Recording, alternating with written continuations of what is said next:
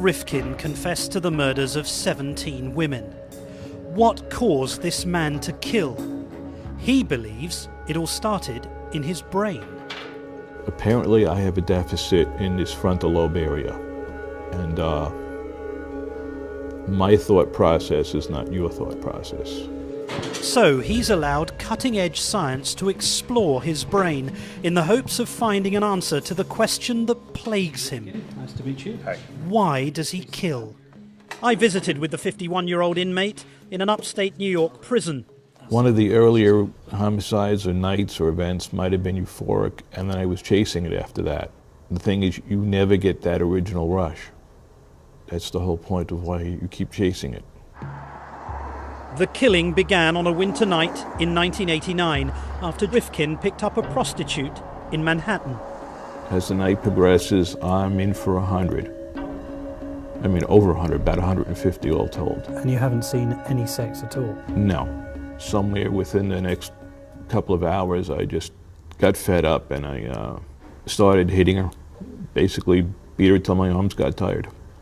And then we wrestled on the floor and I ended up strangling her. I'm starting to realize that I had done something that, you know, this is not good. This is extremely screwed up. Not screwed up enough to stop him from a clean-up process nearly as grotesque as his unconscionable crime. I cut her up with a hobby knife. You started severing the body? Yeah, made it small as I could. It must be pretty difficult to... Basically, I cut everything to the joint and then would pop the joints out. Did the legs the same way and proceeded to take her head off. So now I had 6 pieces that I wrapped up and casually loaded into the trunk of the car throughout the day. But how could someone act casually after killing and dissecting another person? Neuroscientist Dr. Daniel Amen analysed Rifkin's brain scan.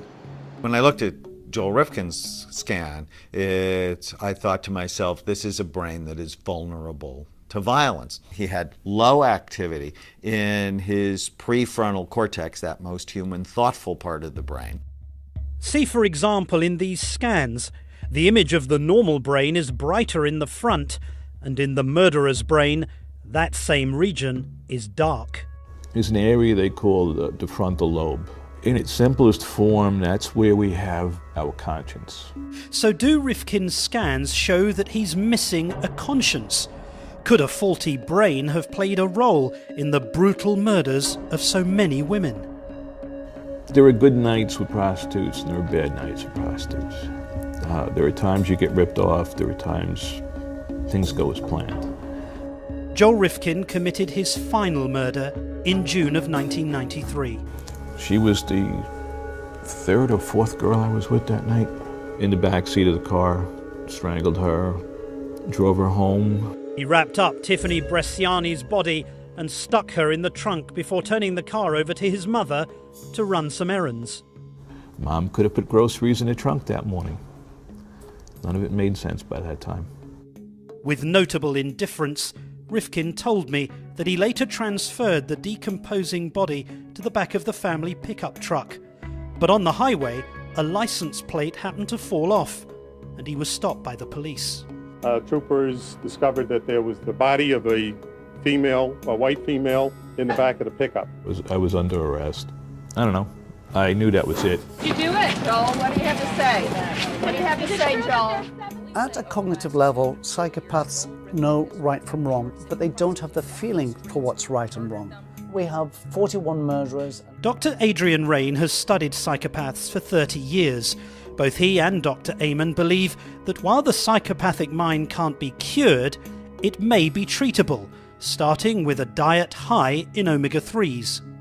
There have even been 2 studies conducted already which have given omega-3 to young prisoners, and both have shown that after about 4 months of omega-3 treatment, there's a 35% reduction in serious offending within the prison.